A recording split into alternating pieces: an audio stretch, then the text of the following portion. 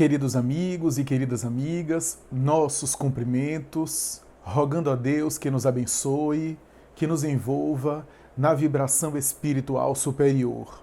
Quero cumprimentar aos queridos amigos do GELAC, Grupo Espírita Luz, Amor e Caridade, casa por demais conhecida, admirada, visitada, frequentada, recorrida como um porto de luz aqui da cidade de Salvador.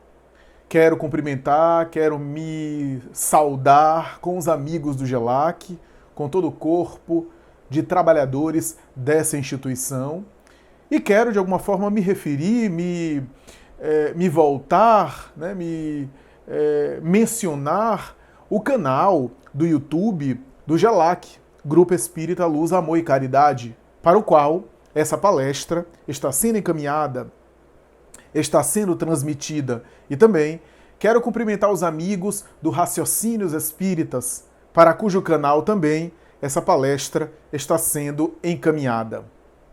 O nosso tema gira em torno de um texto emblemático, um texto célebre, um texto importante da literatura mediúnica, que é um texto firmado pela notável médium e escritora, oradora, trabalhadora de várias frentes do movimento espírita, Sueli Calda Schubert.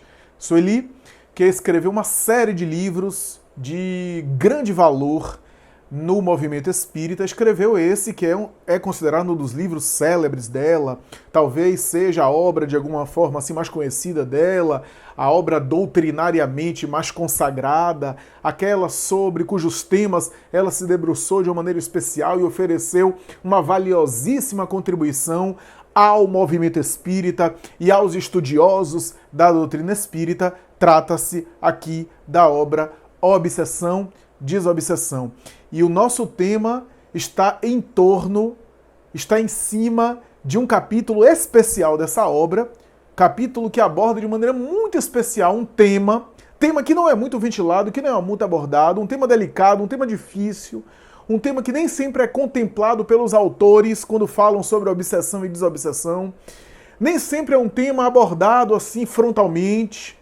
E Sueli, com a sua cultura espírita valiosa, a sua erudição, no bom sentido da palavra, que a palavra erudição tem, a sua bagagem cultural, a sua bagagem intelectual e também a sua sensibilidade enquanto trabalhador espírita, enquanto médium, reuniu nesse livro, e especialmente nesse capítulo, o acervo da literatura que ela conhecia, o raciocínio que ela construiu em cima dos textos, porque muitas vezes não há, de alguma forma, alguns temas abordados diretamente, mas existe ali na obra kardeciana as sementes, que a gente pode deduzir de alguns temas a partir das sementes que os espíritos ofereceram a Allan Kardec. E Sueli faz isso com maestria. A partir das sementes que são dadas pelos espíritos da codificação, ela deduz, ela retira, ela desenvolve temas valiosos, como é o caso do tema de hoje. A criança obsidiada. Capítulo, portanto, do livro Obsessão, Desobsessão, de Sueli Calda Schubert. Trata-se de um tema valioso, um tema importante, um tema delicado, um tema cuidadoso, um tema sobre o qual se tem muitas dúvidas, muitas questões, porque o tema obsessão é um tema clássico da doutrina espírita, é um tema fundamental, doutrinário, é um tema doutrinário por excelência, porque é a doutrina espírita que estuda a obsessão, que explora o tema da obsessão e que levanta o véu sobre esse problema da humanidade. Problema esse que tem sido ignorado ao longo dos séculos, que tem sido desconhecido ao longo das épocas, que não tem sido considerado com a devida importância que ele merece, porque a obsessão é causa de muitas tragédias, de muitos flagelos, de muitas dificuldades, de muitos problemas da humanidade, cuja causa muitas vezes é a influência espiritual perturbadora de espíritos desencarnados que realizam pressão, que oferecem pressão, que desenvolve pressão, que fazem pressão na atmosfera psíquica dos homens. Homens aqui, sujeitos encarnados, né? A obsessão, classicamente, é esse assédio espiritual, é essa pressão das mentes desencarnadas sobre as mentes encarnadas que estão mergulhadas no corpo físico. E o tema da criança com obsessão é um tema que gera muitas dúvidas. É um tema que permite, que abre espaço para muitas interrogações. E nem sempre conclusões corretas, nem sempre raciocínios bem fundamentados, bem inspirados, bem desenvolvidos, raciocínios que têm amparo da literatura mediúnica, consolidados ou solidificados pela teoria espírita, ou com referências de autores bons, consagrados que estudam o assunto. O tema da criança com obsessão não é um tema simples. E Sueli não apenas fala da lógica da doutrina espírita, retirando, portanto, como nós falamos, das sementes kardecianas, como também cita exemplos e faz referências se baseando na própria literatura mediúnica, que aqui ou acolá, de maneira esparsa, de maneira esporádica, pontual, isolada, muitas vezes apresentou pistas e até relatos de obsessão na infância. Capítulo 12, portanto, da obra clássica da escritora Sueli Caldas Schubert, recentemente desencarnada, algum tempo desencarnada. Capítulo 12 dessa obra, Obsessão, Desobsessão. A Sueli que escreveu livros doutrinários, que escreveu também livros biográficos, livros de valor histórico importante para o movimento espírita, que eu me lembro especialmente Os Testemunhos de Chico Xavier, uma obra editada pela Federação Espírita Brasileira, que tem ali cartas do próprio Chico a algumas pessoas, tratando de problemas importantes de cada época que ele travou, por exemplo, as cartas que Chico estabeleceu com Vantuil de Freitas, o presidente da Federação Espírita Brasileira, e de outras personalidades, testemunhos de Chico Xavier. Mas a obra Obsessão, Desobsessão, repito, é a obra, digamos assim, do ponto de vista doutrinário mais conhecida, clássica e referência, que foi a contribuição, talvez, em termos aqui de larga escala e de maior popularidade, a maior contribuição de Sueli Caldas Schubert, especificamente para um tema tão interessante, tão complexo e tão necessário que a gente aborde, que é a temática da obsessão. Antes das considerações a respeito diretamente do raciocínio e do conteúdo que Sueli desenvolve, e que nós iremos não apenas partir dela e beber da sabedoria dela, traduzir e citar tudo aquilo, ou pelo menos alguma parte daquilo, de maneira imperfeita, claro, alguma parte daquilo que Sueli traz nas considerações do capítulo 12, mas também se valer da referência dela, da base dela, para também agregar, acrescentar outras coisas que no capítulo não tem, mas que a gente gostaria de contribuir. Mas antes disso, é necessário fazer uma breve introdução sobre a temática da obsessão, para aquele que está ouvindo de repente essa palestra por primeira vez, ou que está chegando agora na doutrina espírita, que ainda não está familiarizado com a temática espírita e com os temas doutrinários de fôlego, como é o caso da obsessão, que é um tema doutrinário técnico, teórico e conhecido, por demais conhecido. É necessário primeiro conhecer, didaticamente falando, o que é o fenômeno obsessivo, para depois a gente entender a realidade da criança com obsessão, a criança obsidiada nas palavras de Sueli Caldas Schubert. Tecnicamente, o termo obsedar ou obsidiar significa constranger, submeter. Portanto, na obsessão, há sempre uma ação de um agente ativo e a presença de um agente passivo que se deixa dominar. De um lado, de um polo, a ação mental dominadora, e de outro lado, de outro polo, uma ação mental mais passiva que se deixa dominar.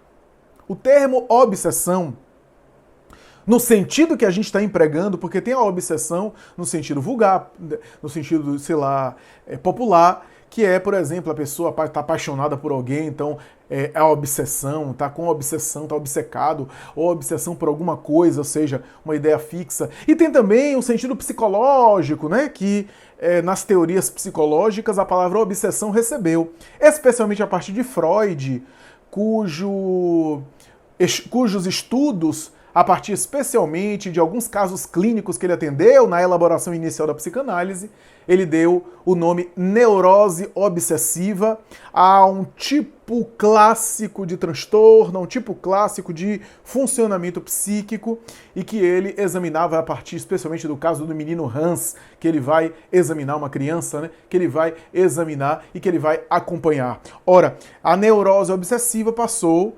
a receber o nome de maneira mais atual, com os códigos de doença mental, com as classificações etiológicas das doenças e dos transtornos psíquicos, de maneira com a linguagem mais contemporânea, a expressão transtorno obsessivo-compulsivo. Portanto, o transtorno obsessivo-compulsivo, ou a neurose obsessiva, tem a ver com um conjunto de padrões que envolve tanto comportamento compulsivo como pensamentos obsessivos. Aí está. Então, do ponto de vista psicológico, a obsessão tem a ver com ideias recorrentes, com ideias fixas, com pensamentos rígidos e fixos. Mas a palavra obsessão, no sentido que a gente está dando aqui, com esse significado, foi uma palavra que foi criada e elaborada por Allan Kardec. A obsessão, nesse sentido, recebeu, portanto, esse sentido, essa semântica específica que foi dada por Allan Kardec, que tem a ver com essa ação mental dominadora de uma mente sobre outra mente. Genericamente falando e ampliando o conceito kardeciano, podemos dizer que há obsessões entre encarnados, amores possessivos, pessoas que querem controlar o outro, existe muito. Pode haver uma obsessão de um encarnado para um desencarnado, ou seja, um ente querido que partiu, um parente, e eu fico chamando ele, eu fico atormentando ele, eu fico evocando ele por pensamento, eu não deixo ele em paz. Também pode ser um processo obsessivo, uma fixação naquele que se foi. Mas, tecnicamente, tradicionalmente, convencionalmente, a obsessão, estudada por Allan Kardec, primeiro em O Livro dos Espíritos, nos capítulos sobre a influência dos espíritos no mundo corpóreo, particularmente quando ele aborda a interferência dos espíritos na vida humana, lá por volta da questão 459, quando ele pergunta: interferem os espíritos em nossas vidas, nossos pensamentos e atos? E os espíritos respondem: interferem muito mais do que você imagina, a ponto de os espíritos muitas vezes serem as criaturas que vos conduzem, que vos dirigem. Então, a influência dos espíritos sobre nossas vidas é muito maior do que a gente imagina. A obsessão, portanto, estudada por Allan Kardec a partir daí, e que mais tarde vai ser aprofundada e desdobrada, especialmente no capítulo 23 da obra O Livro dos Médiuns, quando o codificador aborda a questão da obsessão de maneira mais aprofundada, sistematizada, esmiuçando, portanto, a temática da obsessão, de uma maneira detalhada, de uma forma classificatória, conceituando-a, descrevendo-a, falando sobre as causas, as origens, falando sobre a evolução do quadro, sobre os tipos de obsessão, sobre a gravidade do fenômeno, a intensidade dele, sobre as nuances que ele pode produzir, sobre o caráter mediúnico, por isso que está no Livro dos Médiuns, o caráter mediúnico da obsessão e o caráter também não mediúnico. Ele examina isso de maneira especial no Livro dos Médiuns, e com todo esse estudo que ele faz, classicamente, convencionalmente, tradicionalmente, a obsessão, abordada por Allan Kardec, é aquela influência negativa, é aquela influência perniciosa, é aquela influência perturbadora de um espírito desencarnado sobre uma pessoa, um espírito encarnado. Significa dizer que há outros tipos de obsessão? Há. Mas aquela que é estudada pelo espiritismo de maneira assim genérica, predominante, é essa. Por quê? Porque o espírito fora do corpo, ele tem uma liberdade maior, mesmo quando ele é denso, materializado, mas ainda assim ele tem uma liberdade maior, uma autonomia maior, afinal ele não está mergulhado no corpo físico. Ele não está mergulhado na carne, então ele tem uma autonomia maior do que nós. Ele goza de uma movimentação maior, afinal, por mais denso que ele seja, ele não está com a matéria biológica, orgânica, ele não está mais com o corpo, ele não tem mais a carne, desencarnou, saiu da carne, né? Então, nesse sentido, ele tem uma autonomia maior, uma liberdade maior, comparada com a autonomia que o encarnado tem, preso a um corpo limitado, que faz ele se locomover com dificuldade comparado com a movimentação que o espírito tem. E é claro que a grande maioria dos processos obsessivos são assédios de desencarnados sobre encarnados. Allan Kardec vai definir a obsessão como um flagelo sério para a humanidade. Por detrás de muitos problemas humanos, sociais, políticos, filosóficos, culturais, comportamentais, muitas vezes há a problemática da obsessão. A obsessão que penetrou em mansões e em casas humildes, que esteve azucrinando personalidades célebres e pessoas anônimas, simples e modestas, que esteve presente na história, atormentando nobres reis e rainhas, com a mesma democracia que penetra lares os mais humildes possíveis e pessoas as mais anônimas e desconhecidas possíveis. A obsessão, escreve Allan Kardec, é um certo domínio que um espírito exerce sobre uma criatura humana. Um certo domínio. Portanto, aqui já temos uma diferença. Todos nós passamos por episódios de influência espiritual negativa. Episódios obsessivos. Não significa dizer que a gente esteja na obsessão. A obsessão é um certo domínio. Se a gente acorda de mau humor, se a gente fica irritado com alguma coisa, a gente sintoniza numa faixa. E a gente pode ser influenciado negativamente. Mas depois a gente sai da faixa. Muda de humor, fica melhor. E aí sintoniza com a outra faixa. Ok. Na obsessão há um predomínio de uma mente desencarnada sobre a nossa mente. Uma ideia fixa que vem, que a gente vai agasalhando a ideia e depois vai abandonando outras ideias para ficar com aquela ideia fixa que é da outra mente exercendo pressão sobre nós. Toda ideia fixa pode, não quer dizer que seja sempre, mas pode ser sintoma de obsessão. A obsessão, portanto, é um certo domínio que um desencarnado exerce sobre o encarnado. É uma espécie de patologia de caráter mediúnico. Por que de caráter mediúnico? Porque como é a influência de um desencarnado sobre o encarnado, é um relacionamento mediúnico de uma criatura humana para com a criatura desencarnada. O que significa dizer que todos nós somos médiuns também por isso. Quando se fala que todo mundo é médium, porque todo mundo pode sofrer influência espiritual. Inclusive, todos nós sofremos influências espirituais, tanto positivas quanto negativas. Qualquer criatura pode ser obsidiada. Por isso que qualquer criatura pode ser médium, o que não significa dizer que vai ser um médium ostensivo, que vai ver, que vai falar, que vai dialogar, que vai escutar os espíritos e assim por diante. Mas é, portanto, uma patologia de natureza mediúnica, de caráter mediúnico. Allan Kardec examina 3 tipos básicos de obsessão: a obsessão simples, a obsessão por fascinação e a obsessão por subjugação.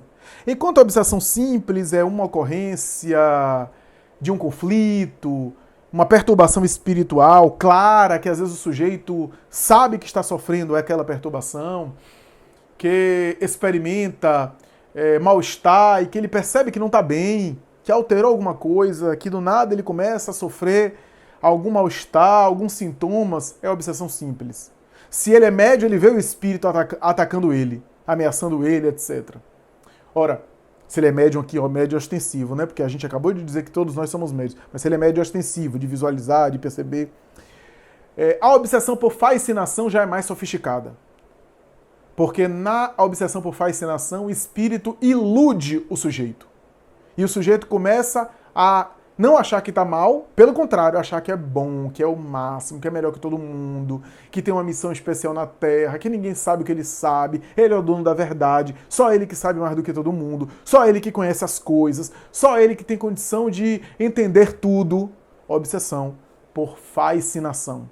É uma espécie de ilusão ideológica na qual ocorre a supressão da autocrítica, a supressão do critério crítico de se autoavaliar, de se autoexaminar. O sujeito perde, o sujeito cancela, o sujeito tem a sua autocrítica suprimida. Esse é o quadro de obsessão por fascinação. E o último quadro, por subjugação. Na subjugação, o sujeito perde relativamente intenso o controle e a autonomia de si mesmo, seja moralmente, seja fisicamente, a ponto do obsessor já agir por ele, e ele já não ter tanta autonomia em relação a si e em relação ao seu comportamento, como se estivesse sendo hipnotizado pela entidade desencarnada. Nesse caso específico, diz Allan Kardec, muitas vezes os obsidiados por subjugação, que no passado era chamado de possessão na Idade Média, o termo possessão demoníaca, por exemplo, que está associado aí à ideia de tomar posse, mas o espírito não toma posse daquele corpo, porque aquele corpo já tem um dono. Não quer que o espírito desencarnado, há uma influência e uma perturbação bem opressiva. Kardec vai dizer que são os casos de obsessão por subjugação que são confundidos com loucura, e que em alguns casos a pessoa é internada, por exemplo, em manicômios, em hospícios e assim por diante, mas se trata de uma obsessão e não necessariamente um transtorno psiquiátrico. A obsessão, dizem alguns estudiosos, pode ser por vampirismo ou por vingança. Mas essa classificação a gente divide só para entender, porque na prática às vezes as duas coisas acontecem juntas. O que é por vampirismo? É, por exemplo, eu uso drogas, ou eu tenho algum vício, e graças a esse vício eu atraio espíritos equivalentes por afinidade psíquica que passam a vibrar no meu campo e passam a consumir a droga ou a alimentar o meu vício por causa do vício deles. Eles também, portanto, estimulam a esse vício. Porque eu sorver esse vício, eles também ao meu lado têm a sensação, a ilusão de estarem também assimilando esse vício através de mim. Através das minhas energias animais, que na hora do vício consumido, eles também se alimentam, têm uma sensação de saciedade, etc. Afinal de contas, esses espíritos eram viciados na Terra, perderam corpo, mas não perderam vício. O vício continuou mental e eles tendo crise de abstinência, eles sentindo falta, carência do vício. Então eles se associam a nós e estragam a nossa vida, intensificando o vício, e quase sempre o meu comportamento compulsivo vai aumentar. Para dar conta dessas entidades. E a obsessão por vingança é o caso de eu magoar alguém, eu agredir alguém, e essa pessoa desencarnar e não me perdoar. E querer depois se vingar. Então, amores passionais, que acabam em tragédia, crimes, homicídios e assim por diante, podem produzir, resultar obsessões, caso a vítima do passado não perdoe a gente. E aí, ao nos perseguir depois, nós que éramos os algozes do passado, passamos na condição de obsidiados a serem vítimas deles. E o obsessor, que foi uma vítima nossa, se transforma agora em algoz, querendo fazer justiça com as próprias mãos. Então, mas a gente divide isso por fins didáticos, porque na prática essas duas coisas acontecem juntas. Quantos casos de espíritos por vingança, como é que eu pego ele? Como é que eu fragilizo ele? Ele tem esse vício do sexo, ele tem esse vício da bebida alcoólica, ele tem essa fraqueza aqui por ambição financeira desmedida, ou ele tem muita inveja, ou tem muito melindre, ou tem muito ciúme, então eu vou alimentar esse vício. Aí o indivíduo, por exemplo, se embriaga, ou é tabagista, ou usa droga, e ao ser influenciado pelo obsessor naquele vício, ele baixa a vibração, e esse obsessor, por vingança, agora tem acesso mais facilmente à mente dele. O contrário também acontece. O vampirismo, que é o espírito tentar se associar a mim pelo vício. Como é que eu faço para continuar sorvendo o vício dele? Então eu vou atacá-lo de tal forma para fazer mal a ele, a fim de que ele reduza a vibração e eu possa usar ele para satisfazer os meus vícios. Então, vampirismo e por vingança, na prática, muitas vezes essas coisas acontecem juntas. É claro que há quadros de transtornos psíquicos que são só transtornos psíquicos. Allan Kardec falou isso, utilizando a palavra da época dele, que era loucura. Então há quadros que são essencialmente do transtorno psíquico. E há quadros que são obsessão. Às vezes a gente acha que é um transtorno psíquico e é obsessão. E às vezes a gente acha que é uma obsessão e é um transtorno psíquico. Kardec vai dizer na época dele, né? Porque o cérebro pode enfermar. O cérebro pode ter problemas. Então há o transtorno psíquico mesmo, uma causa orgânica ou uma causa psíquica e assim por diante. Mas há também quadros que parecem um transtorno mental ou psiquiátrico e é um quadro de obsessão espiritual. Essas coisas confundem muito. E na prática, existe um fenômeno isolado? Existe. A pessoa quer só o transtorno psíquico e a pessoa quer só a obsessão. Existe. Mas quase sempre na prática essas duas coisas estão associadas. Por quê?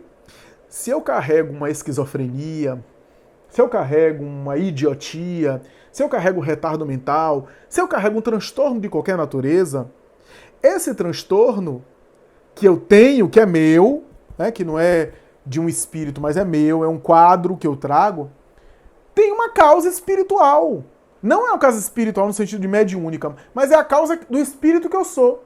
Se eu tô com esses transtornos é por conta de dívidas morais, de dívidas espirituais, por causa de atitudes equivocadas que eu fiz no passado, graças às quais eu reencarno com esse transtorno mental. Uma esquizofrenia, um retardo mental, tem a ver com dívidas que o espírito traz de outras vidas, graças às quais ele desenvolve um sentimento de culpa, um complexo de culpa tão grande que ele se aliena nos transtornos psíquicos. Qualquer transtorno psíquico que a gente tenha, normalmente tem raízes em atos e em dívidas espirituais que nós trazemos em nosso mundo íntimo. Nós trazemos na nossa história espiritual.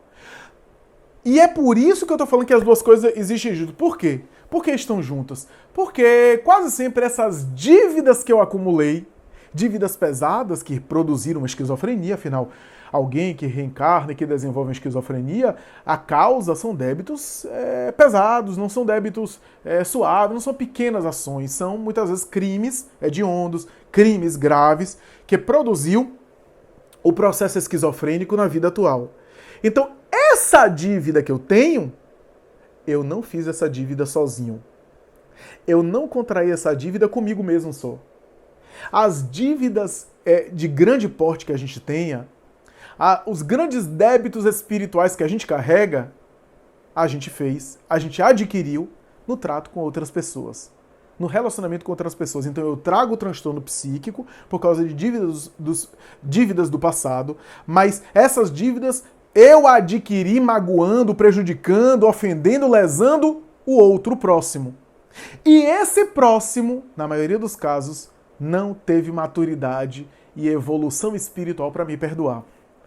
Então, da mesma forma que eu trago o transtorno psíquico, eu também gero os processos obsessivos que foram minhas vítimas do passado, aqueles que foram prejudicados por mim, que agora me perseguem na condição de obsessor. Por isso eu estou dizendo que quase sempre, nos quadros de transtornos psíquicos, existe o transtorno psíquico e existe a obsessão. Há alguns casos só há o transtorno psíquico, ok, raro, e em alguns outros casos só é a obsessão.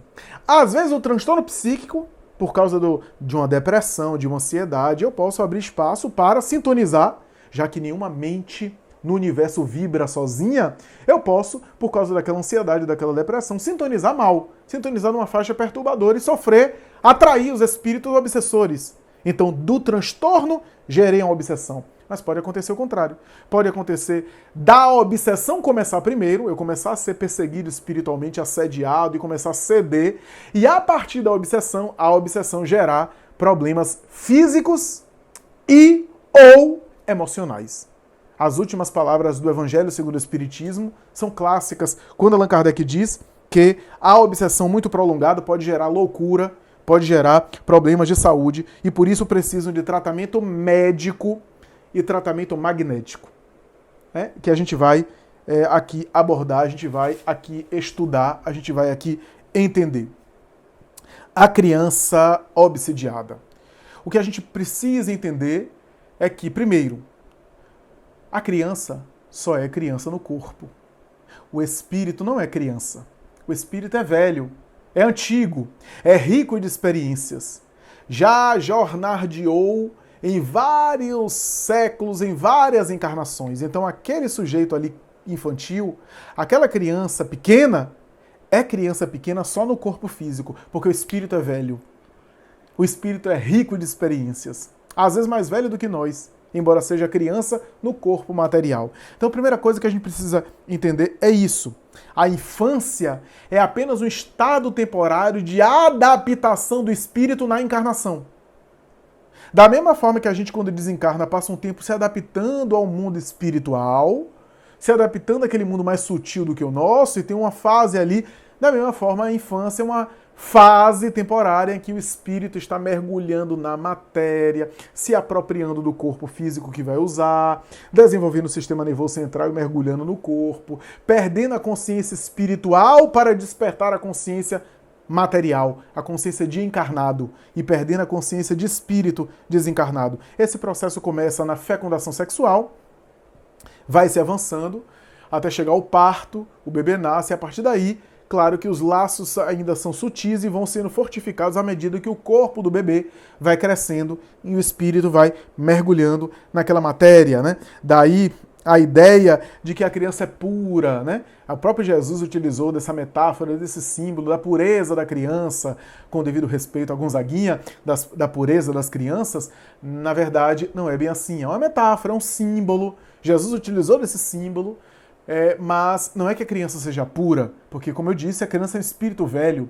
Mas a infância, como é uma fase de adaptação, o sistema nervoso não está totalmente desenvolvido, o cérebro não está totalmente formado, portanto, não tem ainda condição o cérebro de exprimir, de externar toda a realidade emocional e interior daquele espírito.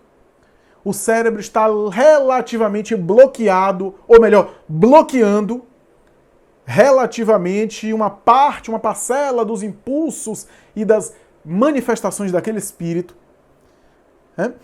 Os neurônios estão ainda em desenvolvimento. O próprio espírito ainda não se apropriou totalmente do corpo, ainda não mergulhou totalmente na matéria, né? E graças a isso a criança passa um símbolo de inocência, de ingenuidade, etc. E quando chega na vida adulta, na puberdade, na vida adulta, quando o cérebro desenvolve e o espírito toma posse do seu corpo de maneira mais integral, de maneira mais plena, manifesta aí, de maneira mais integral também, os seus vícios, suas virtudes e assim por diante. Então, é importante a gente aqui considerar isso, né? Que a infância tem essa característica. Até os 7 anos de idade, a reencarnação ainda está se processando. Emmanuel fala isso em O Consolador, o que reconhece os psicólogos do desenvolvimento. Os psicólogos do desenvolvimento concordam com essa ideia de que até os 7 anos de idade a criança ainda está numa maturidade importante, segundo os psicólogos, né? A fase mais importante para educar a criança é até os 7 anos. Depois disso já fica mais difícil. Até os 7 anos, a criança é mais acessível às nossas influências, acessível às nossas sugestões, acessível ao nosso comportamento, acessível aos nossos exemplos. Depois disso, vai ficando mais difícil, porque a sua personalidade começa a apresentar-se. Antes disso, está relativamente bloqueada, o que faz com que as impressões que a criança vai recebendo, as influências e as induções que ela vai recebendo, vai se sobrepondo, vai predominando, vai se sobrepondo mesmo, né? Vai tornando-se mais forte na criança, para que quando as suas paixões do passado, o seu comportamento do passado vierem à tona, seja sobreposto, seja superado, seja enfraquecido com a educação, a boa educação, a moralidade que recebeu até os 7 anos de idade. Então, isso é interessante porque isso é o completar da reencarnação, né? Esse processo de complementação da reencarnação. E antes dos 7 anos, portanto, o espírito tem mais reminiscências do passado, pode revelar algum conflito de outra encarnação, pode ter lembranças do passado, reminiscências daquilo que foi, contato com seres do mundo espiritual, porque ele está mais lá do que cá, e assim por diante. Então os amigos invisíveis, os sonhos, os pesadelos e assim por diante. E isso mais tarde pode ir sendo bloqueado, sendo superado. Isso é importante eu mencionar isso, né? Até os 7 anos de idade ele tem muitas reminiscências, então ele pode, de alguma forma ali, ver espíritos do passado que ele encontra agora, né? Localizar um amigo espiritual do passado, né? Aí vê bruxa debaixo da cama, sonha com monstro, vê monstros, etc. O medo infantil, que tem a ver ali também com essas reminiscências do passado e está mais lá do que cá, como se diz, né? Está mais no mundo espiritual do que aqui. A verdade é que o espírito da criança é um espírito velho. E às vezes, muitas vezes, endividado, que traz dívidas morais. E aonde está o devedor, o cobrador é atraído. Às vezes, muitas vezes, diz Filomeno de Miranda por Divaldo Franco, não é um obsessor que vai atrás da gente. Somos nós que atraímos ele, diz Filomeno de Miranda, como um pedaço de ímã diante de uma limalha de ferro. Por quê? Porque o devedor tem a consciência de culpa que vibra, a dívida espiritual que fica ali. E essa dívida espiritual faz com que ele atraia. Então, muitas vezes é o obsessor que muitas vezes é atraído. E não o contrário, o obsessor que vai atrás. Né? Então, isso é interessante. E em muitos casos da literatura mediúnica a gente vê isso. A criança reencarnou. Às vezes, ao reencarnar, o obsessor ou o adversário espiritual que já perseguia antes se vê perdido. Cadê ele? Cadê ele? Onde é que ele está? E agora, onde é que foi? Onde é que ele foi? Se perdeu de nós, o que é uma bênção. Porque ele reencarna, fica mais aliviado da pressão do espírito desencarnado, pode desenvolver. Daí a infância, né? Sempre é uma fase muito valorizada, com algumas exceções, né? Então, ele reencarna, tem um alívio. O que é que acontece? Tem obras mediúnicas que falam isso. Muitas vezes o obsessor, vagando, etc., e se sente atraído por uma casa. Entra na casa. E ao entrar na casa, vê aquela criança. E tem um asco daquela criança. E não sabe por quê. Poxa, eu nem conheço essa criança. Mas por que eu estou tendo esse asco? E aí a criança vai dormir. E quando vai dormir, adormece no corpo e sai do corpo. E o espírito daquele corpo infantil, que está naquele corpo infantil, o espírito daquela criança, ao sair do corpo, o obsessor identifica. Ah, então é você. É você que está aí disfarçado nesse boneco? Sai correndo para pegar ele, ele fica amedrontado, sai correndo, mergulha no corpo e desperta. E a criança desperta dizendo, meu Deus, que pesadelo eu tive. Que pesadelo. O cérebro infantil muitas vezes decodifica com símbolos infantis, porque são as referências da infância, referências dele, da criança. Então muitas vezes o obsessor está correndo atrás, o espírito está correndo e mergulha no corpo para despertar, e ao despertar, o cérebro da criança codifica aquela experiência como eu estava sonhando com um bicho peludo correndo atrás de mim, um animal, uma onça, um cavalo, um touro, um urso, e na hora que foi me pegar eu acordei. É como o cérebro ali decodificou aquela experiência de perseguição espiritual. E a criança passa a não querer dormir, passa a ter insônia, passa a ter medo de dormir sozinho, que muitas vezes pode ser sintomas de obsessão. Caso a criança tenha muitos pesadelos recorrentes, com o animal correndo atrás dela para pegar e assim por diante, pode já ser um sintoma, aliás, um sintoma de obsessão, só por isso mesmo. Porque muitas vezes o obsessor, né? E às vezes ele está ali do lado da criança, dizendo, durma, saia do corpo que eu te pego, eu tô aqui lhe esperando. E a criança tem mal-estar, tem insônia e assim por diante. Então, a obsessão na infância é uma realidade. Não existe essa ideia de que a criança é protegida, ela tem uma proteção espiritual, nenhuma criança... Não existe isso. É claro que há as proteções, todos nós somos protegidos pelo amor de Deus e pelos nossos anjos de guarda, nossos espíritos guias, a criança também. Mas não existe essa condição especial. É claro que os benfeitores espirituais vão fazer o máximo para que aquela obsessão não seja uma obsessão que resulte em consequências graves a ponto da criança perder a encarnação dela. Da criança estar com a vida física ameaçada do obsessor tirar ela do corpo. Porque a obsessão pode gerar uma desencarnação de várias formas. Uma forma é induzindo a pessoa ao suicídio. Mas pode também desencarnar a pessoa debilitando a pessoa. Vai debilitando, né? Filomeno de Miranda diz assim, enquanto o desencarnado vai se humanizando, quase vai se encarnando, porque vai se alimentando das energias animais do encarnado, o encarnado vai se desvitalizando. Um vai se corporificando, vai se humanizando, e o outro vai se desvitalizando, correndo o risco de desencarnar. Então, nós temos isso. Sueli Caldas Chuba, inclusive, cita uma obra clássica da literatura mediúnica, o Dramas da Obsessão, de Bezerra de Menezes, por Ivone Pereira. Nessa obra, a gente tem um personagem, Lionel, que tem um quadro de desobsessão clássico nessa obra, desobsessão, inclusive, muito importante. E o próprio Lionel, o personagem Lionel, desde cedo tinha sintomas, e tinha sintomas sérios no comportamento, na conduta, etc., desde a infância, que são sintomas de obsessão, porque ele era um obsediado desde criança. E mais tarde ele tem que lidar com uma filha sua, se não me falha a memória, que também tem um quadro de obsessão desde a infância.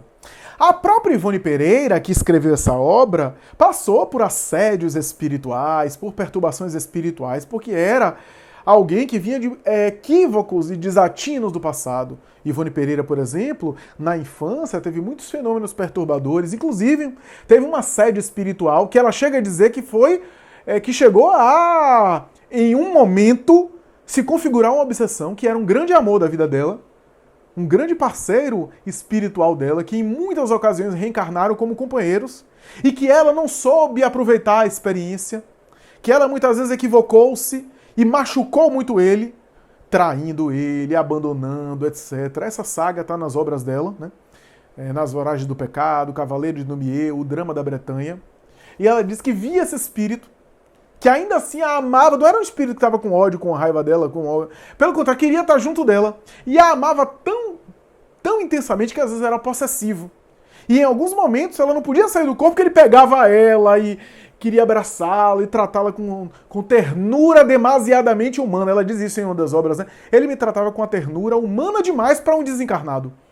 Quer dizer, imagine, porque o Ivone teve alguns amores ao longo das encarnações, e um deles é esse daí, que foi um grande amor. O sujeito era apaixonadíssimo por ela, né? Olha, o sujeito era arriado os 4 pneus por ela, era um amor, era uma paixão. Ela fazia mal ao sujeito e o sujeito não estava nem aí e corria atrás dela, queria ficar com ela de qualquer jeito. E Ivone disse que esse sujeito no mundo espiritual, que ela muito prejudicou, e que inclusive em uma das encarnações ela foi responsável pelo suicídio dele, esse sujeito estava ali com o mesmo comportamento, querendo ela de qualquer jeito, querendo estar com ela, etc., a ponto de violentá-la. O que é obsessão? Uma violência, um constrangimento, uma dominação, um submeter o outro. Né? Que ela diz, embora ele me amasse profundamente, e eu também a ele, chegou um momento que estava configurando uma obsessão e Charles, o guia espiritual, teve que intervir. Inclusive preparando a reencarnação dele. E ela sentiu uma saudade imensa, ela sentiu uma saudade terrível quando ele se despediu dela dizendo que ia reencarnar. Ela sentiu um vazio, ficou prostrada na cama um tempo. Ela conta isso no livro Recordações da Mediunidade. Na obra Devassando Invisível, Ivone tem um familiar seu, uma parente sua, que é uma menina de 10 anos, ela não diz quem é, provavelmente um sobrinho dela, porque Ivone não casou, não constituiu família, mas ela teve uma irmã que assim o fez, ela teve familiares, e ela diz, uma parenta minha, com 10 anos de idade, quando chegou a 10 anos de idade, subitamente mudou de comportamento, assumiu um comportamento diferente, alterou profundamente o comportamento, que chamou a atenção da família, e esse comportamento era um conjunto de atitudes muito desagradáveis. A menina de 10 anos alterou. Veja, a obsessão também tem isso, né? O obsediado, muitas vezes, ele muda repentinamente, sem motivo aparente, o comportamento. Por quê? Porque é a ação da entidade. É a entidade influenciando. Então essa menina que era parente de Ivone mudou completamente. Ela descreve isso em um dos capítulos de Devassando o Invisível. E ela disse, eu fui passar um tempo na casa desses familiares, né? E o dia que eu dormi nessa casa, eu desdobrei do corpo com Charles e vi a atmosfera espiritual e a explicação do caso da menina. Porque a menina ela alterava o comportamento, passava a ficar irritante, a atenção. o obsidiado quase sempre é irritante, porque é da estratégia do obsessor tornar ele uma pessoa insuportável para alguém agredir ele, para alguém causar mal a ele, para alguém maltratar ele, até matar ele. É a estratégia do obsessor. Então o sujeito obsidiado fica irritante. Ela assumiu a postura irritante, agredia adultos, enfrentava, não adiantava castigo, palmada, castigo físico, que era comum na época em relação aos filhos, que a menina não obedecia, continuava enfrentando os adultos, contestava tudo. Era uma situação muito difícil. Dizia palavras chulas, palavras de baixo calão, palavras agressivas, palavrões que ela não ouvia da família.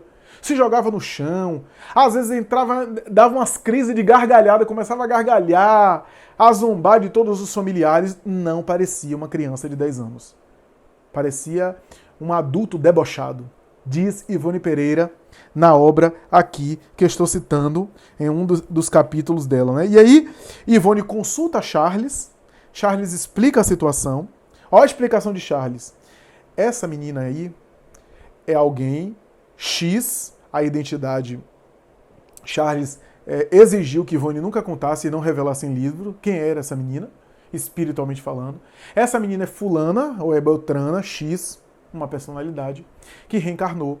No mundo espiritual, ela era de uma região densa e material do mundo espiritual. Uma região bem densa, bem umbralina, e ela estava com seus compassos, o grupo dela, o grupo da baderna, o grupo da balbúrdia, da bagunça, aquele grupo afim dela. Ela reencarna, deixa o grupo, mas o grupo não quer deixar ela. E continua atrás dela para trazê-la ao mesmo comportamento. Espíritos zombeteiros, espíritos que Ivone chama de uma classe especial de mistificadores. Espírito que zombam de tudo, etc. E aí, Charles diz, antigas afinidades dela. Ela, quando chegou no mundo espiritual, ela se afinizou com essas entidades. E como no mundo espiritual os bons espíritos nunca violentam, eles respeitam o livre-arbítrio, respeitou a decisão dela, a escolha dela de se afinizar com essas entidades. Ela ficou afinizada com essas entidades, ao longo dos tempos adquiriu esses condicionamentos, ao voltar ao corpo, voltar pela reencarnação, ela traz esses condicionamentos. A matéria, a reencarnação vai diminuir isso, mas ela traz. E essas entidades estão na atmosfera dela. E aí Ivone foi dormir na casa e saiu do corpo e viu a atmosfera. Os espíritos que estavam ali, as entidades, as mais variadas. Eu peço licença para ler aqui um trecho do livro. Olha só. As entidades, em apreço, iam e vinham pela casa. Ocultavam-se umas das outras, atrás das portas, por baixo das mesas e das cadeiras, como quem brincasse de esconde-esconde. Batiam-se mutuamente com socos e pontapés violentos, pavorosos, o que as levava a gritar e chorar. Davam saltos altíssimos, como se fossem acrobatas cabriolando. Cabriolavam, faziam piruetas de todos os modelos, caminhavam sobre as mãos, com os pés voltados para cima, quais palhaços no picadeiro de um circo de diversões. Penduravam-se as bandeiras das portas. As bandeiras das portas eles se penduravam, rindo-se as gargalhadas num bulício ensurdecedor. Ouvíamos tudo como se tratasse de rumores materiais. Pregavam dentadas umas nas outras. Puxavam-se os respectivos cabelos aos berros. A criança fazia isso tudo. Cuspia nos adultos, tentava morder, dava berro, puxava os cabelos. Cuspiam-se reciprocamente, quais moleques que brigassem. Choravam de dor, corriam atrás do agressor, esbofeteavam-se mutuamente. Vestiam-se grotescamente e eram como que carnavalescos, fantasiados. Vestes extravagantes, de cores muito vivas, bimbalhando guizos, quais bufões medievais. Algumas berrantemente listradas, outras apresentando blusões ou camisolões excessivamente grandes no corpo, enquanto ainda outras, com calções curtos e muito apertados, deixavam à mostra pernas marmóreas e como que ressequidas, verdadeiros caniços, ou muito grossas, revestidas de meias berrantes, tortas, deformadas. Suas cabeleiras, disse-iam, postiças. excessivamente abundantes, caindo em manto pelas costas e ombros e semi-ocultando o rosto, ou curtas, excessivamente ralas, mas endurecidas como revestidas de arame, ruivas, eriçadas para cima ou para os lados até o horrível, negras, amarelas, roxas, vermelhas, verdes, o que ajuntado à indumentária extravagante as tornava verdadeiramente fantasmas assombradores. Algumas dessas pobres entidades traziam capas escarlates recamadas de guizos ou listradas em cores vivas, pés enormes, calçados de botas ou sapatos muito pontudos, coisa rara de se poder observar em espíritos desencarnados, mesmo em estado de transe. E tocavam flautins muito primitivos e pequenas gaitas, próprias de crianças. Dançavam desagradavelmente, notando-se que o faziam com ares de provocação, mostrando na fisionomia trejeitos esgares, carantonhas, horripilantes à guisa de sorrisos. Trajava uma delas manto roxo, exibindo cabeleira até os ombros, encaracolada, coroa de espinhos e um caniço nas mãos, displicentemente parodiando a imagem do Senhor dos Passos, observada nas procissões do culto católico. E o fazia usando roupas desmedidamente grandes e o semblante grotescamente compungido. Outras entidades se apresentavam com gorros, becas, funis com borlas pendentes ou faixas de fitas, chapéus de 3 bicos com abas enormes ou copas excessivamente altas, exatamente como gostariam de ostentar os carnavalescos humanos. Acreditamos mesmo que tais falanges influenciam durante o carnaval os incautos que se deixam arrastar pelas paixões de Momo, impelindo-os a excessos lamentáveis comuns por essa época do ano, e por meio dos quais eles próprios, espíritos, se locupletam de todos os gozos e desmandos materiais, valendo-se para tanto das vibrações viciadas e contaminadas de impurezas dos mesmos adeptos de Momo aos quais se agarram.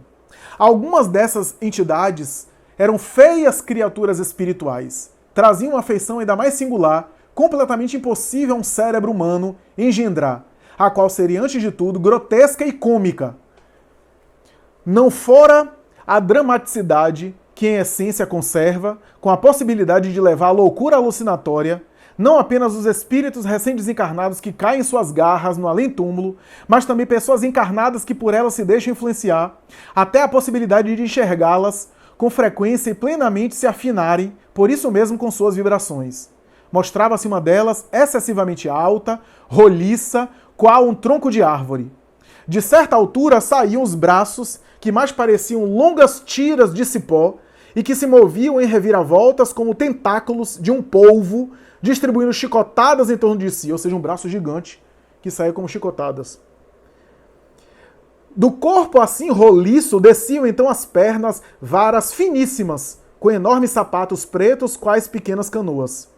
Os traços fisionômicos eram desenhados quase no ápice do rolo, isto é, do inacreditável corpo.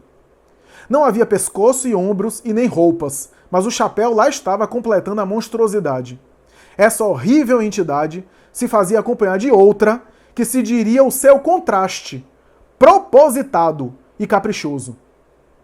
Excessivamente pequena, rotunda, com o rosto de dimensões desproporcionais para o tamanho do corpo, faces gordíssimas e vermelhas, como se o infeliz vivesse eternamente soprando alguma coisa. Chapéu com abas enormes, botas, esporas e chicote. Tudo desconforme e impressionante pela feiura e pela desarmonia. Dentre as duas, não se saberia qual a mais desagradável e chocante, mas era certo que tais arremedos humanos causavam mal-estar insuportável, pavor mesmo, não tanto talvez pela grosseria da forma, mas pelas influenciações nocivas e contaminantes que suas mentes desajustadas da harmonia da criação deixavam irradiar, pois que o médium, assim arrebatado do corpo físico, para estudos e observações no invisível, adquire percepções pasmosas, não lhe escapando à visão ou ao entendimento nenhum detalhe daquilo que os instrutores lhe dão a auxiliar e a examinar. E por fim, ela diz assim: outra entidade do novo grupo, que acabamos de descrever, medindo cerca de 1,5 metros de altura, usando sapatos grotescos muito grandes, calçados em pés trocados e um paletó demasiadamente amplo para o volume do corpo e da estatura, mostrava a particularidade de bigodes tão extensos que se arrastavam pelo chão, até uma distância aproximada de 3 ou 4 metros. Os bigodes no chão, arrastando.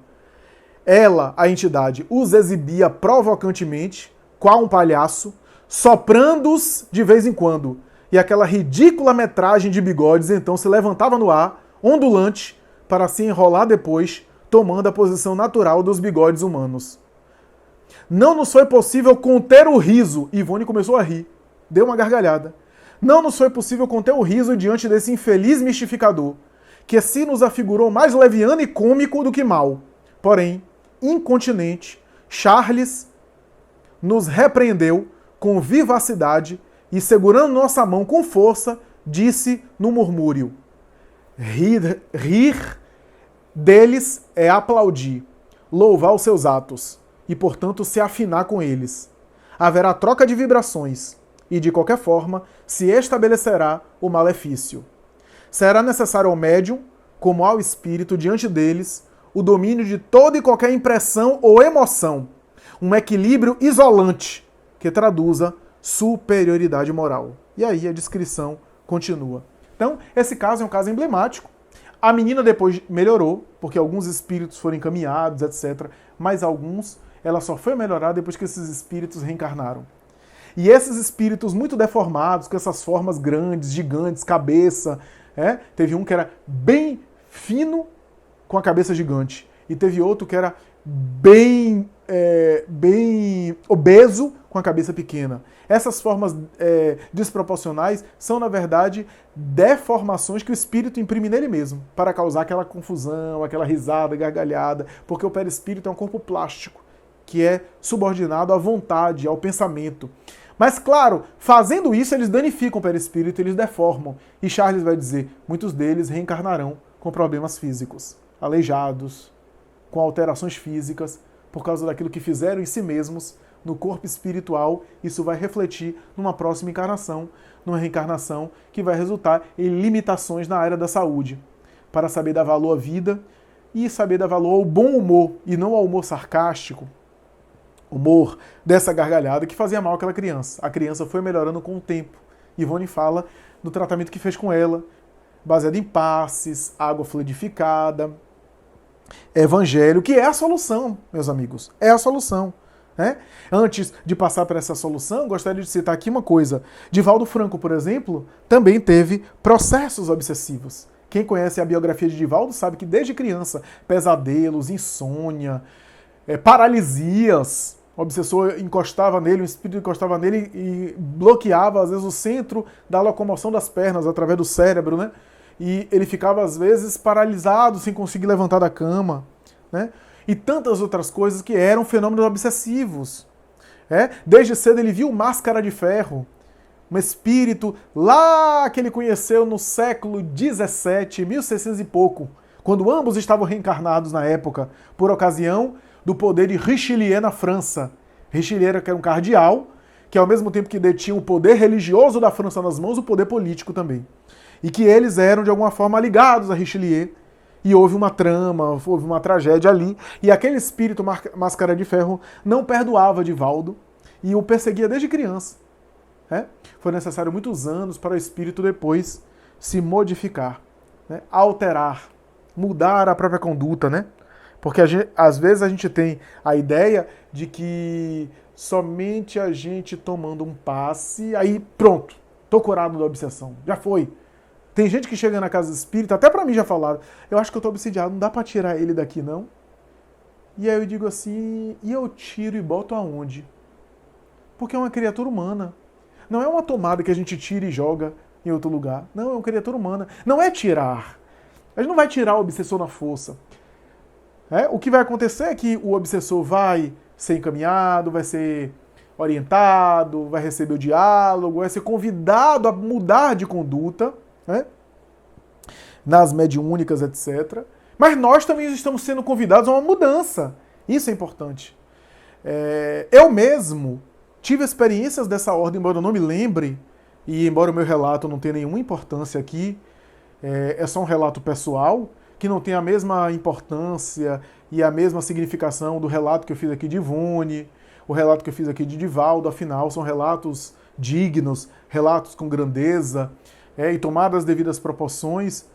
O meu relato é um relato de uma pessoa comum, convencional, mas só para exemplificar que não apenas esses casos, dessas referências, desses exemplos que passaram por obsessão, mas o caso de uma pessoa comum, uma pessoa descolorida, uma pessoa pobre aqui no sentido de nenhuma importância do ponto de vista espiritual e nenhuma altura espiritual suficiente para colocar aqui como exemplo para ninguém, mas é só um relato que pode agregar alguma coisa, que é a ideia de que eu tinha muitos pesadelos, tinha muitos fenômenos assim na infância, medo de dormir sozinho, medo às vezes de ficar sozinho, especialmente na primeira infância. Em alguns momentos a minha mãe me relata que eu dizia a ela de personagens comuns dos desenhos animados aí conhecidos, Disney, etc., esses ícones dos desenhos animados, que eu os via na janela do apartamento onde a gente morava, fora da janela, no lado externo da janela, portanto, alguns personagens desses me chamando para eu me jogar. Eu não lembro nada disso, mas ela se refere a isso, ela fala comumente. E esses fenômenos depois foram, de alguma forma, amainando, etc., com o avanço, né? O avanço aqui no sentido do desenvolvimento biológico, né? O que não significa dizer que eu sou isento de influências e de perturbações espirituais. Muito pelo contrário, todos nós somos sujeitos. Todos nós estamos sujeitos a essas ocorrências, né? A esses fenômenos, né? Mas na infância chama mais atenção. O que fazer? A própria Sueli que recomenda, e eu aqui endosso, que é o seguinte: prática do evangelho no lar. Os adultos podem ser até espíritos mais inferiores do que aquela criança, mas como são, na experiência biológica, mais amadurecidos, eles são encarregados e responsáveis da criança, portanto, por conduzir a criança. Cabe aos adultos trazer a cultura espiritual, a mentalidade espiritual e religiosa para casa, para ajudar aquela criança que, porventura, esteja passando por um fenômeno obsessivo. Então, a prática do evangelho no lar, que harmoniza o ambiente, que faz uma verdadeira faxina psíquica, que satura a atmosfera espiritual da casa, de energias de paz, de defesas magnéticas importantes em favor da nossa família. Evangelho no lar. Leitura edificante. Lê com os filhos leitura nobre, leitura edificante. Oração em família, que ocorre no Evangelho do Lar, mas também fora do Evangelho do Lar. É uma prática muito importante para manter as defesas magnéticas, porque a criança, ainda em desenvolvimento, caso esteja obsidiada, pode se beneficiar desse ambiente protegido, desse ambiente saturado de vibrações do alto, vibrações superiores, portanto. E se por acaso ela tem um obsessor que a segue, o obsessor vai se contaminar, vai ser afetado, vai ser sensibilizado, vai se sensibilizar também com essa atmosfera espiritual, né? Essa ocorrência espiritual ali feliz, né? Essa atmosfera espiritual positiva. Não aprofundar o tema mediúnico do fenômeno e do processo obsessivo com a criança. Allan Kardec disse isso no Livro dos Médiuns, quando fala da mediunidade na criança. Não aprofundar, não entrar em detalhes, porque a criança não tem condição de assimilar, não tem a condição de entender, não tem a condição de digerir tudo, não tem a condição de estabelecer um transe mediúnico para lidar com o obsessor. Não. Direcionar, encaminhar o nosso diálogo com a criança para os temas morais, para as conclusões morais, para as consequências morais, para as dimensões morais, que é essencial ali para ela, e não para o entendimento do fenômeno que ela não tem condição de entender e talvez fique mais apavorada, fique mais com medo, e com mais medo ela sintoniza mais com a obsessão, sintoniza mais com espíritos perturbadores. Fluidoterapia, a terapia dos passos da água fluidificada, porque isso alivia os centros de força, os chakras, nos quais o obsessor se conecta, se liga em nós através desses chakras, né? Então, fluidoterapia, que é uma espécie de terapia ali de asepsia, de imunização, para me falar de um termo que está na moda por conta das vacinas atuais, de imunização espiritual, né? Evangelização infantil, Sueli cita isso, evangelização infantil ou infanto-juvenil, que é muito importante, né? e as casas espíritas oferecem, porque aquilo vai possibilitar, vai facilitar que a criança eleve o seu padrão vibratório. Quase sempre essas obsessões são pontuais, são daquela fase específica, e depois, quando cresce, amortiza, ameniza. Não é que se superou da obsessão, mas é porque a criança tinha muitas reminiscências, estava muito conectado ainda. O que não quer dizer que ainda não, na fase adulta nós não sejamos seguidos por aqueles adversários do passado.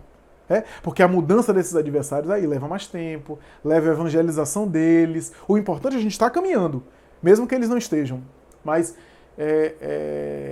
leva mais tempo, né? Mas a maioria é pontual. Agora, alguns casos, eu citei o caso de Divaldo, levou para a vida adulta, porque no caso de Divaldo também ele trazia a mediunidade ostensiva. Então ele visualizava mais frequentemente a ação. Porque é isso, né?